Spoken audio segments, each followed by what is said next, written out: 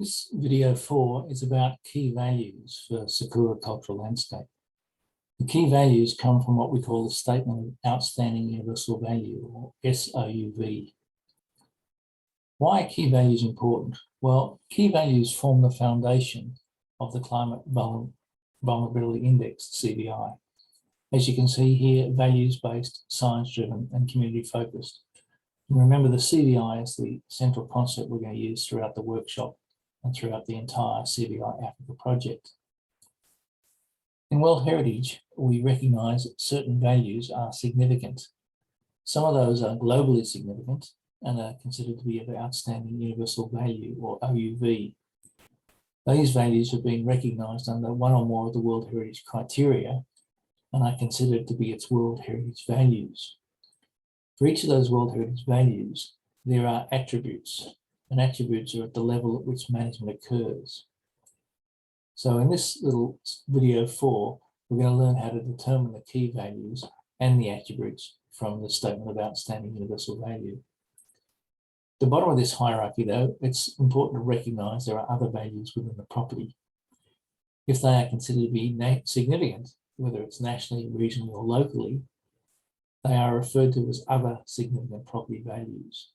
So they're not within the Statement of OUV, but they are important for the property. So how do we derive the key values for Sukur? Well, first thing we do is we go onto the UNESCO website and we find the Sukur Cultural Landscape. If we scroll down on this page, we come to a part where it talks about the outstanding universal value. And the words beneath this, basically the Statement of OUV. So the first task is to copy these words and paste them into a Word document. So it's the same words, just put into a Word document so we can work more easily with it. Once we've got the words in a Word document, we start to highlight the key phrases and the key words within the statement. So for example, in yellow here, I've recognised this is the cultural landscape is an important part. So I've highlighted a key part of an excerpt which relates to the cultural landscape. As I read down, I find a different issue or a different bit that needs to be highlighted in a different colour. This is talking about the ancient settlement.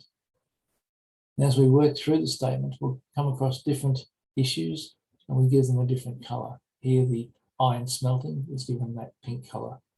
As we work through the statement, we've used green here for the spirituality and red to colour about traditional architecture.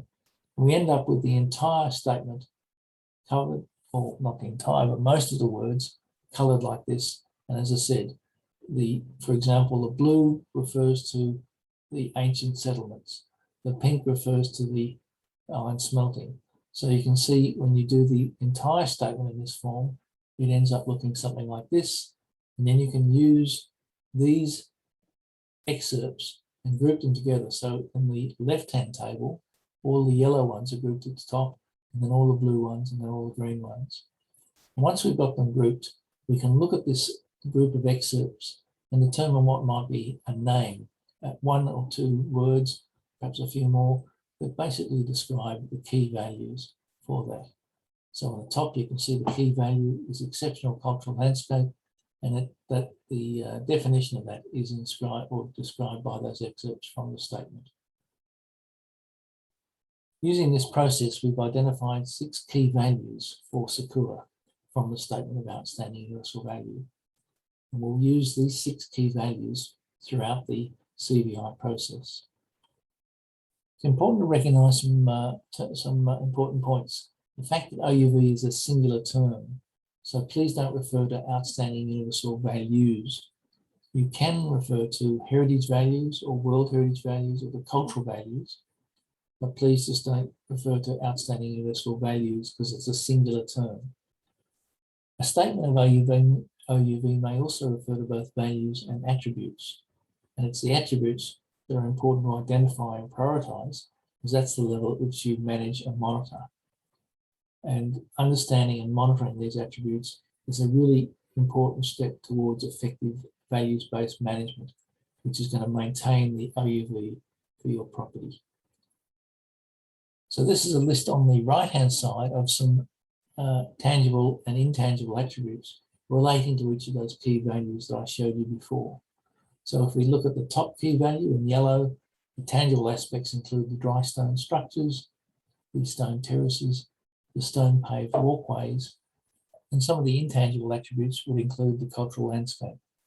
I stress this isn't a total list, it's just giving you an idea of some of the tangible and intangible attributes at the level at which management would occur for these key values.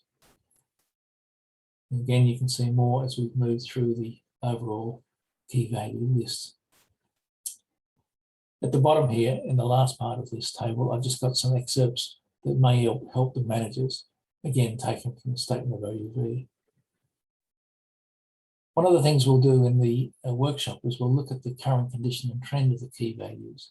So we'll ask you to consider, as workshop participants, what is the current condition using this traffic light scale, and what's the trend?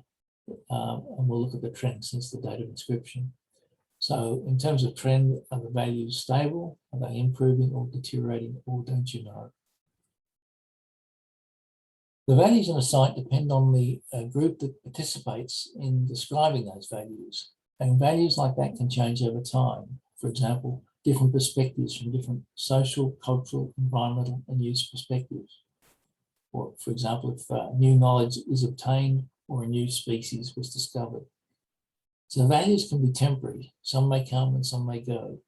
But the statement of OUV is fixed in time at the date of inscription of the property on the World Heritage List. It's important also to recognise that the statement of OUV does not list all the values for the property, just those that are considered to be globally significant. One way to try and recognise that there are differences is this hypothetical one. On the left-hand side, we've got the 10 World Heritage criteria, and this hypothetical property has been listed because it has values against 5 of those 10 criteria. Because it's an important property, it might also be, in UNESCO's eyes, significant as perhaps a Ramsar site or a biosphere reserve. So these yellow columns indicate values of interest to UNESCO. But the reality at a local level, the community and the manager have a different perspective. On the right-hand side, we can see a list of what we call locally significant values, perhaps moving towards the left, nationally significant values, or perhaps even regionally significant. But it's the entire outer green boundary of interest to the local park managers. But their real focus is on the right-hand side, the locally significant values. They have to work with the community to try and maintain those. The other important thing to recognise, though, is climate change is impacting all these values, not just those at the OUV end of the scale. So what about the other values that are not mentioned in the statement of OUV? How do we determine what they are? These may include heritage values, both tangible or intangible, or a wide range of other values, economic, social, spiritual, environmental, scientific, or aesthetic. And as I said, they can be recognised to be important either locally, regionally, or nationally. And some of them may even be listed or considered to be under local or regional bylaws. So remember, if they're not in the statement of OUV, they're referred to as other significant property values, or SPVs. But I did stress these are also going to be subject to impacts from stresses like climate change. So when you work through a process, and Mr. Sharma will take you through this shortly, consider these other significant property values, and you may wish to put them under broad headings like I've listed here. This is an example from another World Heritage property where we worked, and the list of significant property values developed for the old and new towns of Edinburgh are listed, and you can see here they've put the broad type of SPV, and then in the other column some more information to help understand. So we'll get you to work through that with Mr. Ham, and today we'll move on, and in the workshop this afternoon, or sorry, tomorrow morning, we'll look at how we apply the key values for the rest of the CVI. So that's the end of the video for thank you, and we'll see you in the next video. Bye.